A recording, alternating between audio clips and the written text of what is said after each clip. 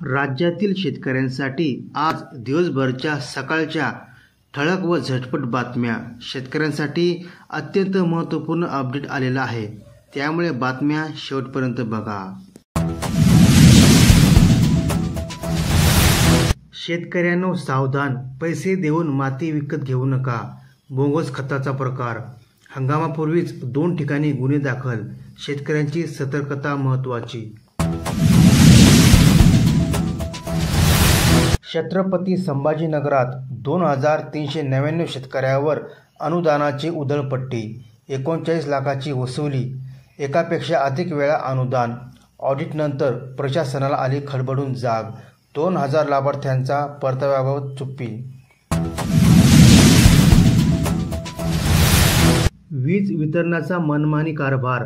शेतीसाठीच्या नियोजित वेळेत वारंवार वीजपुरवठा खंडित. शेतकरी संतप्त.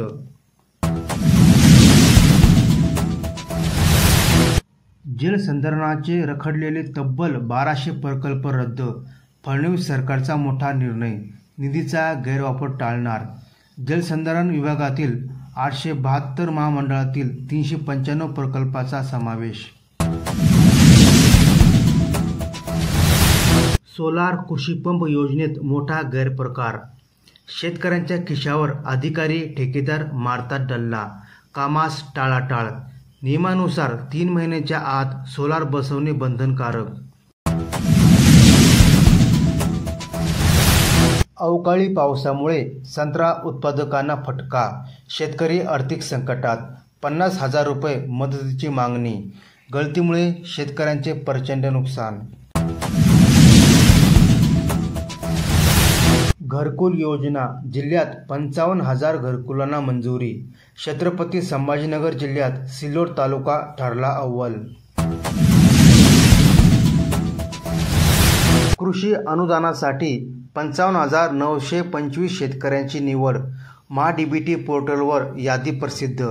पात्र शेतकऱ्यांना 10 दिवसात कागदपत्रे सादर करण्याचे आवाहन. 500 हेक्टर कांदा बीजोत्पादनाला फटका. कोट्यावधीचे नुकसान झाल्याचा प्राथमिक अंदाज. शिंदेचे मंत्री दादावर नाराज. अर्थमंत्री अजित पवार निधीच देत नाहीत. शिवसेना मंत्र्याच्या एकनाथ शिंदेकडे तक्रारी. चण्याचे दर झाले हमी भावापेक्षा कमी. शेतकऱ्यांची वाढली चिंता. प्रति क्विंटल 500 रुपयाचे नुकसान.